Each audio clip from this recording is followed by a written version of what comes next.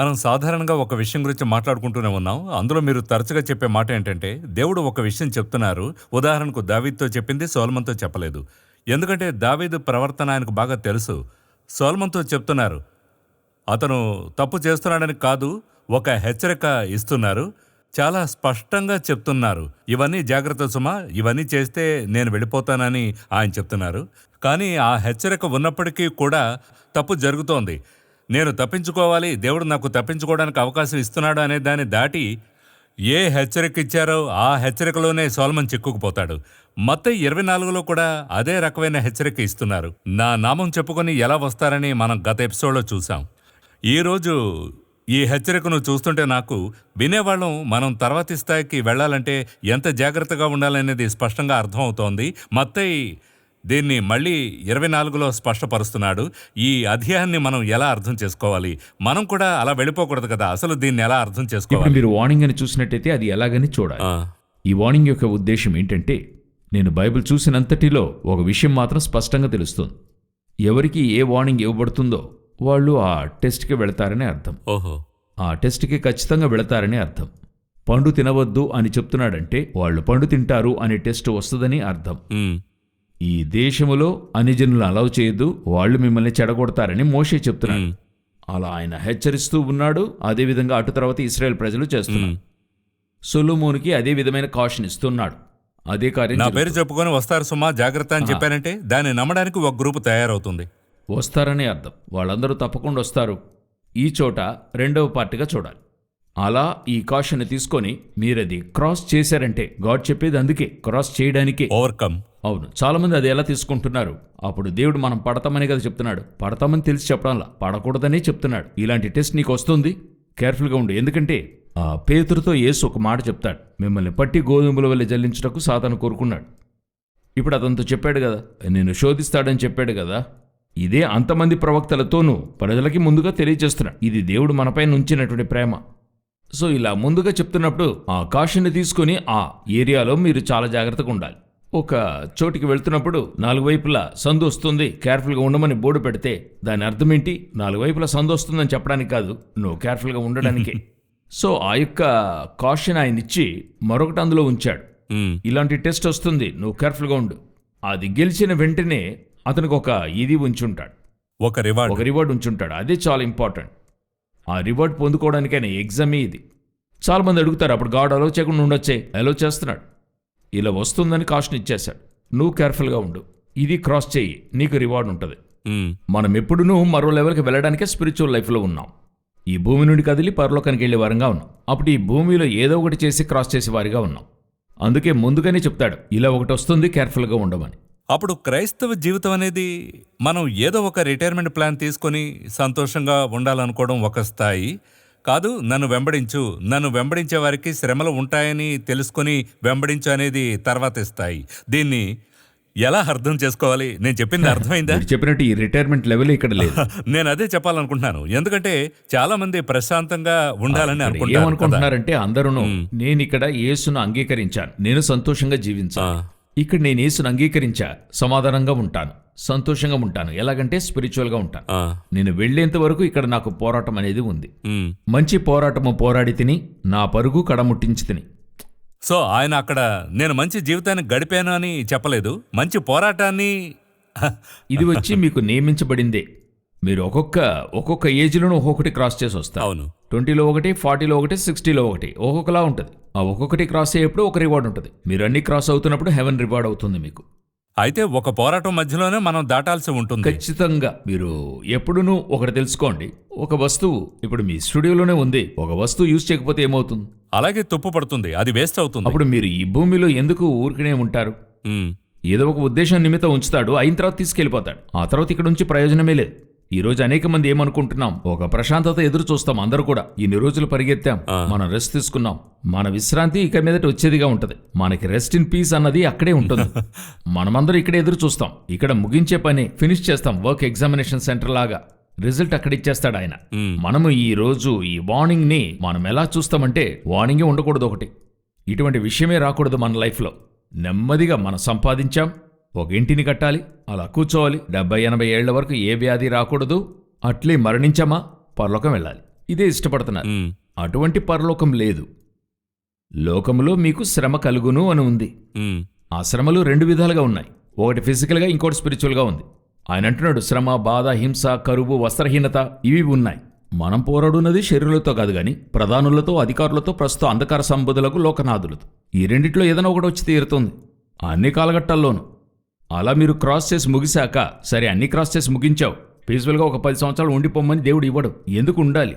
Um, what's the purpose? అప్పుడు ముగిశాక తీసుకుని వెళ్తాడు. అప్పుడు ఉంచాడంటే ఏదో ఒకటి ఉందని అర్థం. ఉమ్, ఇంతే స్పిరిచువల్ లైఫ్.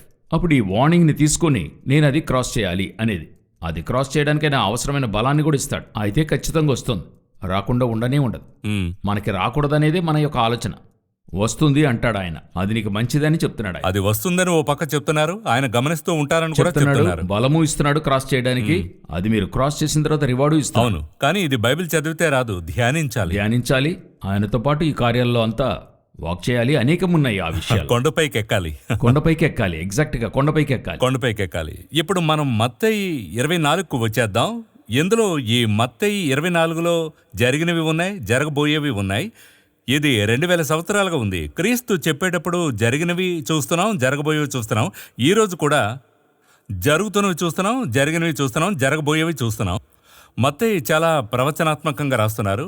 మత్తయిలో ఇది చాలా ప్రత్యేకంగా కూడా ఉంది. లోకాలో కూడా ఒక విభిన్నమైన శైలిలో రాస్తున్నారు. మార్కు రాస్తున్నారు. యోహాన్ అయితే అది ఇంకో స్థాయిలో ఉంది. కానీ మత్తయి చాలా నిర్దిష్టంగా ఈ 24వ అధ్యాయాన్ని రాస్తున్నప్పుడు కొన్ని విషయాలన్నీ ప్రకటన గ్రంథాన్ని పోలి వస్తున్నాయి. ఎందుకంటే రెవల్యూషన్ 16లో కూడా నేను ఒక దొంగలా వస్తానని ఆయన అంటున్నాడు. అప్పుడు దొంగలా వస్తానని చెప్తే ఎలా కనుక్కోవడం? సరే, అవన్నీ కూడా వచ్చి మీ యొక్క స్పిరిట్ యొక్క మూవ్మెంట్లోనే ఉంటుంది ఇవన్నీ కూడా. ఇంకను ఇవన్నీ కూడా మీరు స్పిరిచువల్గానే చూడాలి. ఇప్పుడు ఒక ఇంటిలో ఒక దొంగతనం జరగకుండా ఉండాలంటే దానికి ఏం చేయాలో ప్రతి ఒక్కరికి కూడా తెలుసు. ఇప్పుడు ఒక పీరియడ్లో అందరి ఇండ్లలో ఇప్పుడు నార్మల్గా ఒక దొంగతనం జరగకూడదంటే దానికంటూ ఏం చేస్తామంటే ఒక కాలంలో తాళాలు వేసి వెళ్తాం.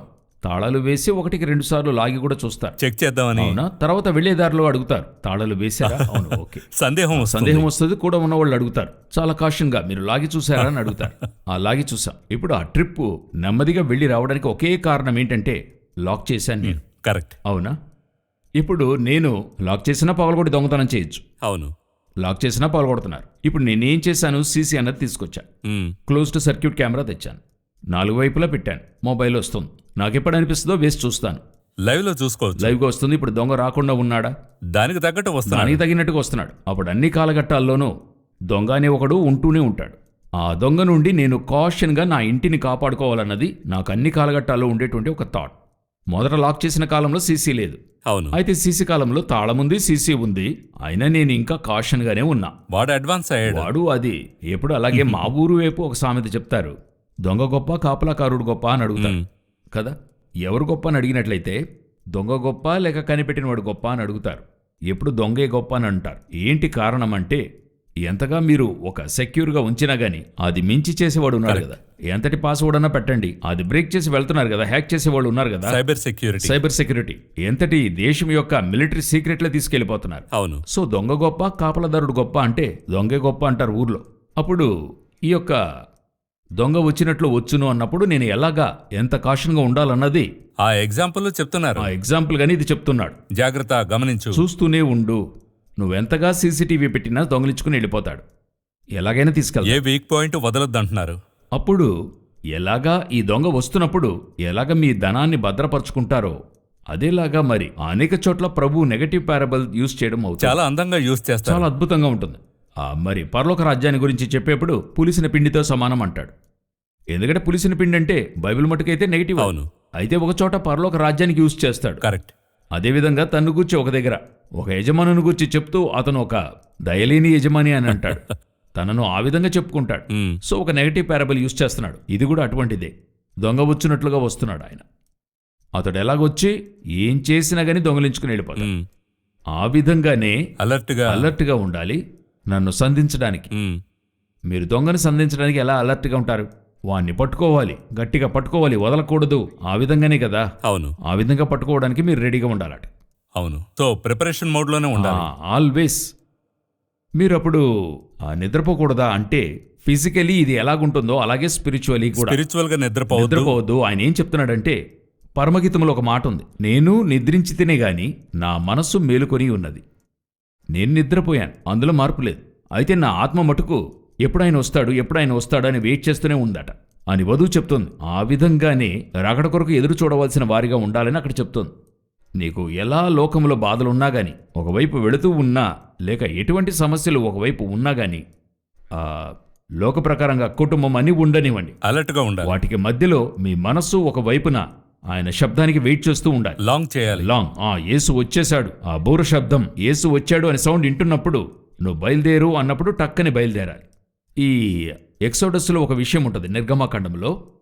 ఆ నైటు సంహరించే ఒక దూత వస్తాడు. సో ఐగుప్తులో ఒక సంహారం అన్నది జరుగుతుంది. వీళ్ళకి చెప్తాడు, మీరు ఇంటి ద్వారబంధాల మీద గొర్రెపిల్ల రక్తం పూయమని చెప్పి వారికి ఒక మాట చెప్తాడు, పస్కా ఆచరించమంటాడు, మీరందరూ కూర్చుని తినమంటాడు. అంతటితో చెప్పుంటే పర్వాలేదు. తర్వాత మరొకటి చెప్తాడు, మీరు దానిని తినవలసిన విధమేదనగా మీ నడుము కట్టుకొని మీ చెప్పులు తొడుగుకొని మీ కర్రలు చేత పట్టుకుని త్వరపడుచు దాన్ని తినవలెను. ఒక మనిషి చాలా రిలాక్స్డ్గా తినేది నైట్లోనే. కరెక్ట్. మార్నింగ్ మీరు పరిగెత్తేప్పుడు కూడా ఏదో కనపడుతున్న బ్రెడ్ నోట్లో వేసుకుని పరిగెత్తూ ఉంటారు. కరెక్ట్. అదేలాగా మధ్యాహ్నం కూడా రోడ్లో నుంచుని తినేవాళ్ళు కూడా మనం చూస్తున్నాం. ఆఫీసులో మంచి హోదాలో ఉన్న వాళ్ళు కూడా ఒక చాటున నుంచుని తినేవాళ్ళు కూడా ఉంటారు. ముగించుకొని వెళుతూ ఉండాలి. ఒక మనిషి ఎప్పుడు నెమ్మదిగా తినగలడంటే, ఇంట్లో టేబుల్ మీద, ఇంటికి వచ్చి, ఇల్లు కాకపోయినా ఒక బ్యాచిలర్స్ కూడా వచ్చి ముఖం కాలు చేతులు కడుక్కొని షార్ట్స్ వేసుకుని టీషర్ట్ వేసుకుని రోడ్డు వైపు కూడా వాళ్ళు రిలాక్స్డ్గా తింటుంటారు. వాళ్ళు రిలాక్స్గా తినడం నైట్లోనే. అయితే ఆ రోజు రాత్రి ఆ నైట్ భోజనం ఎలాగ నువ్వు తింటావంటే, బెల్ట్ వేసుకో, చెప్పులు తొడుక్కో, కర్ర చేతిలో పట్టుకో, త్వరపడుచూ తినాలి. ఎందుకంటే మేము ఇలాగ తినాలి, ఎందుకు ఆ విధంగా భోజనం చేయాలంటే, ఏ నిమిషమైనా నిన్ను బయలుదేరమంటాను. ఏ నిమిషమైనా ఐగుప్తును నేనేం చేస్తా, నేను బయలుదేరమంటా. Be prepared. బయలుదేరమనం అంటేనే బయలుదేరాలి, వెంటనే బయలుదేరాలి. అక్కడ దానికి ఏం టైం లేదంట, చెప్పులు తొడుక్కునే టైం కూడా లేదంట. ఈ లెక్కకే ప్రభు రాకడ ఉంటదట. ఒక కను రెప్పపాటున ఒక క్షణములో రూపాంతరం అవుతాం. ఆ గుంపును సిద్ధపరచడానికే మత్తయి 24. అదే ఈ మాథ్యూ 24లో ఉంది. ఈ మత్తయి 24 అనేది సాధారణంగా చదివే వాళ్ళకి కాదు. ఇది వచ్చి ఫైనల్ చాప్టర్, ముఖ్యమైన చాప్టర్. అందుకే ఒక చాప్టర్ గా వేరుగా ఒక సిరీస్ గా ధ్యానించాలి. సో ఇది చూసేవాళ్ళు అర్థం చేసుకోవాలి, మనం రెడీ చేసుకుని ఆయనతో క్లోజ్ గా ఉన్నప్పుడు మాత్రమే రెడీ అవ్వగలం. అది ఏంటంటే, నాకు ఆ వాక్యం చదువుతున్నప్పుడు ఎలాగ ఉంది, చెప్పులు తొడుక్కుని పస్కా భుజించు. దాని అర్థం ఏంటంటే అలర్ట్, బీ రెడీ. ఇప్పుడు ఫరో చెప్తున్నాడు, అందరూ బయలుదేరండి అని. అంతే. చెప్పిన వెంటనే చెప్పులేసుకోవడానికి టైం ఎంత టైం అవుతుంది అనుకుంటున్నారు? అది ఫ్యూ సెకండ్స్. ఒక సాక్స్ ని తొడుక్కొని షూ వేసుకుని లేస్ కట్టుకోవాలి. దానికి కూడా టైం 1 మినిట్ అవుతుంది. అవును, దానికి కూడా టైం ఉండదు అంటున్నాడు. ఆ లెవెల్కి టైం లేదు. అదే ఇక్కడ చెప్తున్నాడు, ఒక క్షణములో రెప్పపాటున రూపాంతరం అవుతాం. అంటే ఒక స్పిరిచువల్ లైఫ్ ఎంత కేర్ఫుల్ గా ఉండాల్సి ఉంది, అలర్ట్ గా ఉండాలి. నేను ఈ రోజు పాపం చేసి 1వ తారీఖున క్షమాపణ కోరాలంటే, ఇంకొక విషయం, మనం ఒక విషయంలో విజయం సాధించేసాం కదా అని రిలాక్స్ అవ్వలేము. రిలాక్స్ అయిపోయామంటే అది ఒక సాతాను. అబ్బా మనమంతా రీచ్ అయిపోయాం, మనం వెలుగులోకి వచ్చేసాం అనుకోవడం చాలా ప్రమాదం. అదే చెప్తున్నాను, ఇక్కడ రెస్టే లేదు. పరిగెత్తుతూనే ఉండాలి. మీరు పరుగులు తీస్తూనే ఉంటారు, మీ థాట్ పైన ఉంటూనే ఉంటది. ఒకవైపున మీరు చెప్పులు తొడుక్కొని బెల్ట్ వేసుకుని చేతులు కర్ర పట్టుకుని ఒకవైపు తింటూ ఉంటారు, అది అవసరమే. అవును, ఆ పస్కా భోజనం చేయవలసిన ఒక ముఖ్యమైన విషయం. అవును, అవన్నీ చేస్తూనే ఉండాలి. అయితే ఒకవైపున చెవు, ఫరో బయలుదేరమన్నాడు, మీరు వెళ్ళండి, బయలుదేరండి అంటారు. ఇటువంటి ఒక మైండ్ సెట్ స్పిరిచువాలిటీలో రావాలంటున్నాడు. అప్పుడు ఆ వాక్యం అంతా లోపల ఉండాలి. అప్పుడంతా ధ్యానిస్తేనే సిద్ధపడి ఉంటుంది. మీరు చెప్పే ఆ రేంజ్ లో మనం వెంటనే రెడీ అవ్వగలం. ఇక్కడ లేకపోతే ఉండండి నేను తినొస్తానండి. రోజు ఉండే వాళ్ళ దగ్గర ఎటువంటి సమస్య ఉందంటే, నేను ఇంతటినీ ఇక్కడ ఉండడానికి కోసమే చేస్తున్నాను, వెళ్ళడానికి కోసం చేయడం లేదు. యేసు నాకేం చేస్తున్నాడంటే, ఐగుప్తులో ఆశీర్వదించి ఇల్లునిచ్చి, నాకు పిల్లలనిచ్చి ఆశీర్వదించి, నేను నెమ్మదిగా మరణించడానికే యేసు నాకు ఇచ్చాడన్నది నా మైండ్ సెట్ లో ఉంది. నేను ఇక్కడ నమ్మకంగా ఉన్నా, ఉత్తమంగా ఉన్నా, పరిశుద్ధంగా ఉన్నాను. గ్రూప్ ఉంది, నీతిమంతులుగా ఉన్నారు. వీళ్ళ దగ్గర ఎటువంటి తప్పు, లోకస్తుల దగ్గర చూసే తప్పు మీరు చూడనే లేరు.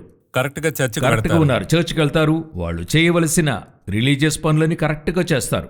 అయితే వీళ్ళ మైండ్ సెట్ ఎలాగుంటుందంటే, ఈ భూమిలో మంచిగా జీవించి మరణించడం. ఇది రాకడలో వీళ్ళ మైండ్ సెట్ కాదు. వీళ్ళు ఇంకా పర్వతం కిందే ఉన్నారు, వీళ్ళు ఇంకా అక్కడే ఉన్నారు. మత్తయి 24కి రాలేదు వాళ్ళు. వీళ్ళ యొక్క మైండ్ సెట్ ఏ విధంగా ఉండాలనే దేవుడు ఎదురు చూస్తున్నాడంటే, నేను ఇంతటినీ బయలుదేరడానికి చేసేవానిగా ఉండాలి. ఐగుప్తులో ఉండడం కోసం చేయకూడదు, ఐగుప్తు నుండి బయలుదేరడానికి ఈ రాత్రి బయలుదేరమని చెప్తాడు.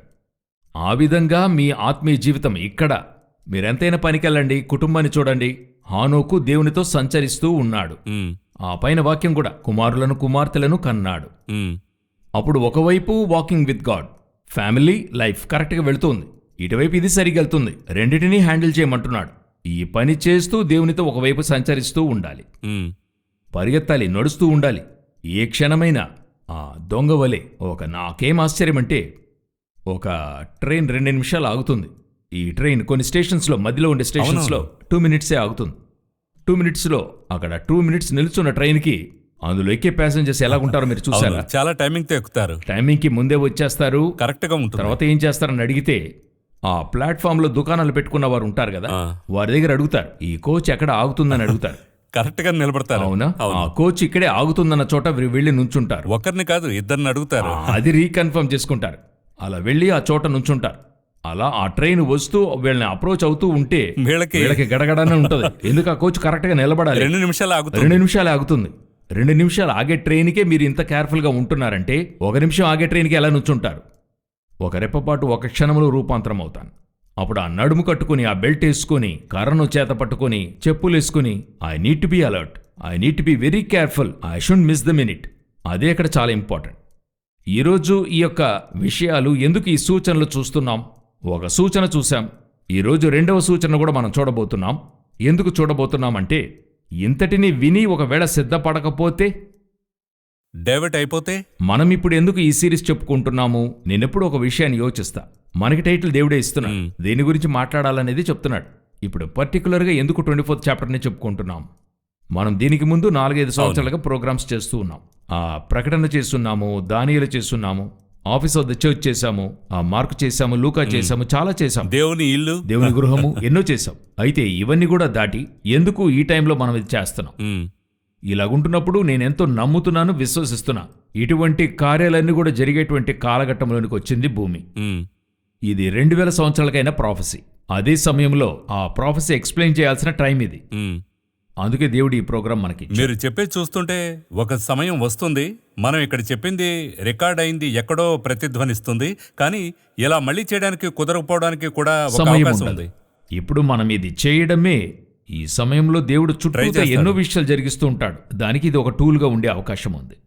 సో మనం రెడీగా ఉండాలన్నది మాత్రం 100% వాస్తవమైన విషయం. అవును. పోయిన ఎపిసోడ్లో నా పేరు చెప్పుకొని వస్తారు, జాగ్రత్తగా ఉండండి అని చెప్పారు. ఈ ఎపిసోడ్లో దేని గురించి జాగ్రత్తగా ఉండాలి? రెండవదిగా ప్రభు చెప్తున్న ఒక విషయము, 6వ వచనము, ఇది 2వ సూచనగా ఆయన చెప్తున్నాడు. ఏం చెప్తున్నాడంటే, మరియు మీరు యుద్ధములను గూర్చియు యుద్ధ సమాచారములను గూర్చియు వినబోదురు, మీరు కలవరపడకుండా చూచుకొనుడి, ఇవి జరగవలసి ఉన్నవి గాని అంతము వెంటనే రాదు. అంతం వెంటనే రాదు. ఇప్పుడు ఈయన చెప్పే విషయం లైవ్ లో న్యూస్ లో జరుగుతోంది, సరేనా? దీన్ని ఎలా అర్థం చేసుకోవాలి? ఎలా అర్థం చేసుకోవచ్చు? ఇప్పుడు మనము ఇటువంటి విషయాలు చూస్తున్నప్పుడు ముగింపు అంటే ఏంటని తెలియాలి. మొదట ఏది ముగింపు అంటే, ఒక్కొక్కరికి ఒక్కొక్క ముగింపు ఉంటుంది. ఓహో, అంతలోనే చాలా రకాలు. ఇప్పుడు ఒక ఎగ్జామ్ రాసిన తర్వాత థ్రెడ్ వేసి ఇచ్చారంటే మీకు ముగిసినట్టే కదా. అవునా? అయితే అక్కడ ఉన్న టీచర్ కావద్దు, వాళ్ళకి అక్కడ స్టార్ట్ అవుతుంది. వాళ్ళకి ఆ తర్వాతే పేపర్లన్నీ చేర్చి వాళ్ళ దగ్గర తీసుకెళ్లి ఇవ్వాలి. అంతటితో అక్కడ అయ్యిందంటే వారి పని వరకు అయ్యింది. అది తీసుకెళ్లి ఒక పర్టికులర్ సెంటర్లో చేర్చాల్సి ఉంది. అవును, వాళ్ళకి అప్పుడే ప్రారంభం అవుతుంది ఎవాల్యుయేషన్. ఇప్పుడు అక్కడ అంతటితో అయ్యిందంటే తెచ్చి సెంటర్లో వేశాము, అన్ని ఓవర్ అంటే అక్కడ అంతా అవ్వలేదు, అక్కడ కొంతమంది వచ్చి దిద్దాల్సి ఉంది. కరెక్ట్. అవునా? రిజల్ట్ వచ్చేంత వరకును అది వెళ్తూనే ఉంటుంది.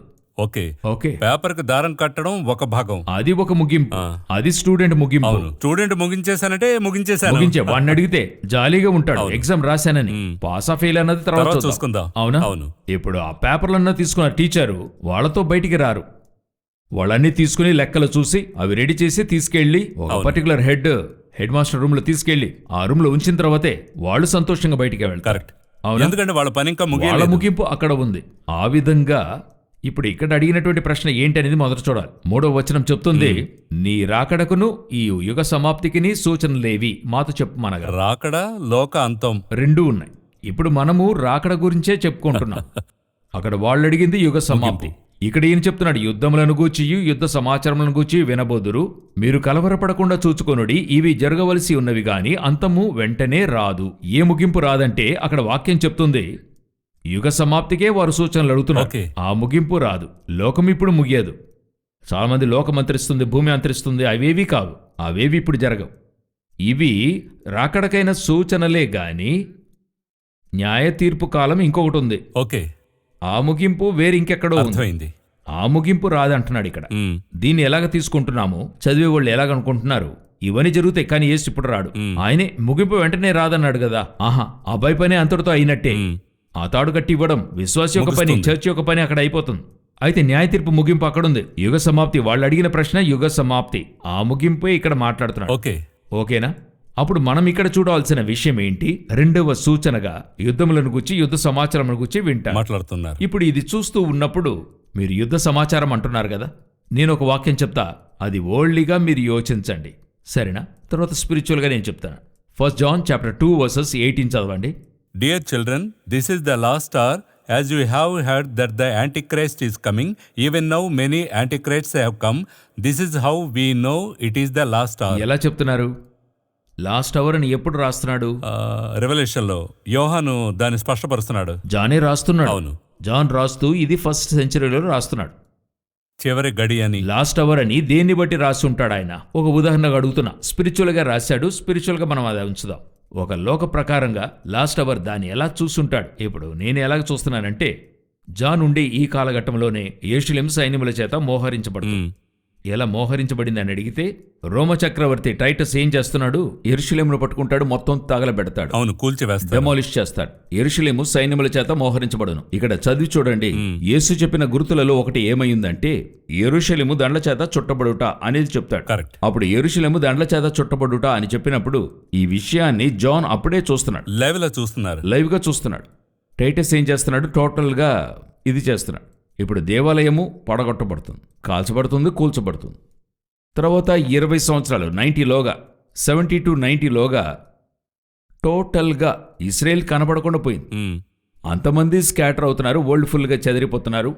చివరి కోట మసాడా అని చెప్తారు. ఆ మసాడా కోట క్రీస్తు శకం 90లో కూల్చబడుతుంది, 80-90లో కూల్చబడుతుంది. ఇప్పుడు జాన్కి గాస్పుల్ రాస్తున్నప్పుడు ఈ వాక్యాన్ని దానితో కనెక్ట్ చేసి చూడండి. పిల్లలారా, ఇది చివరి కాలమై ఉంది.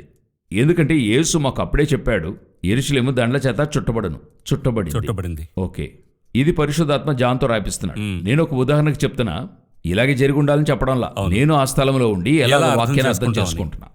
ఇప్పుడు యాజ్ ఎ జాన్గా ఉండి చూస్తున్నప్పుడు యెరూషలేము దండ్ల చేత చుట్టబడును, అలాగైంది. మొత్తం యెరూషలేము చుట్టింది, ముగియబోతుంది. పిల్లలారా, ఇది చివరి కాలమై ఉంది.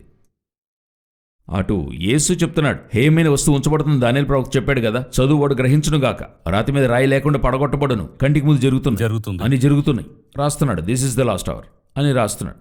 అయితే అది లాస్ట్ అవర్ కాదు. అప్పుడు రాసింది ఏదో అబద్ధం అంటే అది కూడా కాదు.